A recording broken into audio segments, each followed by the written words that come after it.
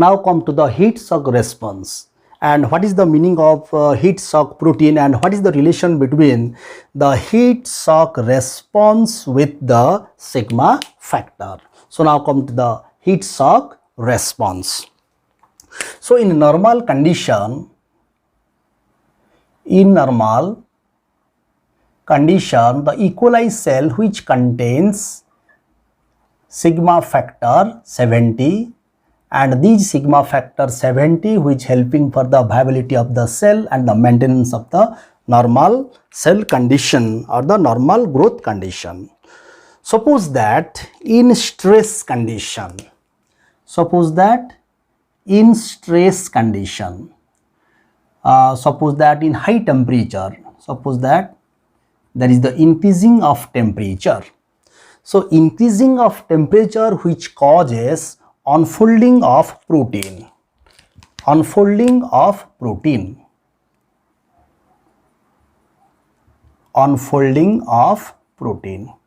So protein, they have the particular folding patterns. If the pattern is disturbing, then the protein becomes functionless. So in the high temperature, the unfolding of protein, suppose that occurs inside the cytoplasm. Suppose that the unfolding of protein, the level of unfolding of protein increases inside the cytoplasm. Then which provide the signal to the gene, RPOH, or which provide the signal to the other proteins to release the sigma factor H. Releasing of the sigma factor H or 32 means molecular weight is 32, that's why this is known as the 32. If the unfolding of protein occurs, the level of unfolding of protein occurs outside the cell, then sigma factor E will release. If the unfolding of protein occurs outside of the cell, which causes the signal for the production, for the releasing of sigma E. But if the unfolding of protein occur inside the cell, inside the cytoplasm, which causes the increasing of level of sigma H or sigma 32. Okay. So here this sigma factors which helping for the production of some proteins. So these sigma factors which bind with the core enzyme and making the RNA and which translate into proteins. And such proteins now it prevent the cell, suppose that here this is the E. coli. This protein which prevent the cell, the E. coli from the heat condition, from the unfolding of protein, or such protein which prevent the unfolding of protein by two ways, or this protein which prevent, or this protein which lowering the unfolding of protein, lowering the number of unfolding of protein. So there is the two way by which this protein lowering the unfolding protein. Suppose that this is the unfolded proteins. There is the gathering of unfolded proteins. So these proteins, suppose that it lyses the cell, which lyses the protein. Then this protein which act as the proteolysis,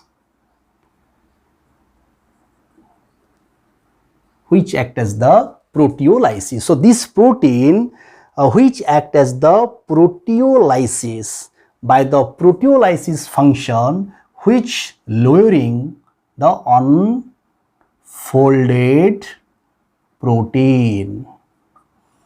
Okay, so this protein which may act as chaperone, which may act as chaperone. Suppose that this is the chaperone, and this chaperone which bind with the unfolding proteins and become folding. So by this action, this protein here which act as the chaperone, which act as the chaperone. So this protein, it may reduce the concentration or the number of unfolding protein by the protein lysis, by the lysis of unfolded protein, or by refold the protein, by refold the protein, by refolding the protein. And this molecular chaperone which is known as, or these proteolytic proteins, these are known as the heat shock protein.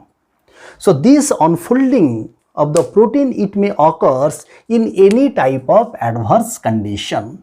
In case of ultraviolet ray, in case of cold condition, in case of altering of pH, mean in acidic and alkali condition. In different acidic and alkaline condition, or in cold condition, or in ultraviolet ray treatment, the unfolding of protein may occurs, but it is known as the heat shock response. Why it is known as heat shock response? Because it is first discovered in high temperature, and this protein first discovered in high temperature. That's why it is known as the heat shock protein. But after the discover, after that, it also, this type of protein also found in case of any type of stress condition. That's why in any type of stress condition, this protein which is known as the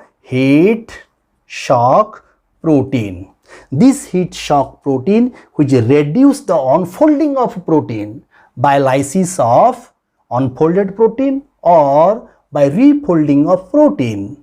The refolding occurs, this protein which act as the chaperone, which act as the chaperone. Okay, and this type of response which is known as the heat shock response, this type of response is known as heat shock response. Okay, so after the lysis of the unfolded protein, and after the refolding of the unfolded protein, there is the lowering of unfolded protein, and which provide the signal to lowering, of sigma H factor,